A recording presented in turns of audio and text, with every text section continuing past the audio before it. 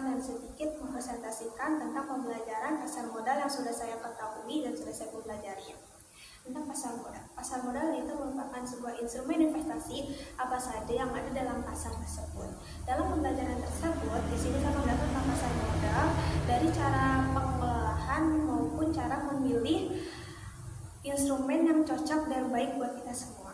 Teman-teman, bayangin deh, kalian lagi ada di dalam pasar, tetapi dagangan tersebut bukan tentang sayur menyayur maupun daging-dagingan ataupun buah-buahan semacam lainnya. Akan tetapi pasar tersebut itu instrumen investasi di dalamnya terdapat obligasi, reksadana maupun saham. Dari ketiga tersebut, reksadana, obligasi, dan saham itu telah menggambarkan sebuah pasar modal yang ada di Indonesia.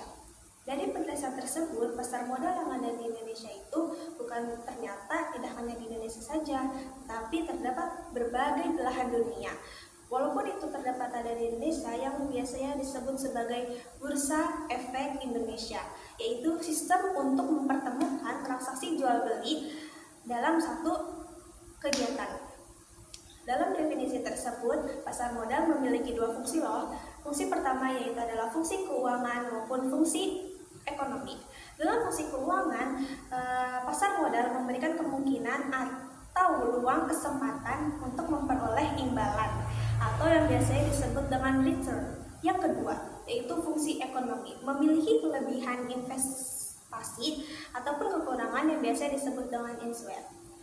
Selain fungsi tersebut, pasar modal memiliki jenis-jenisnya. Yang saya ketahui yaitu adalah fungsi pasar modal perdana maupun pasar sekunder.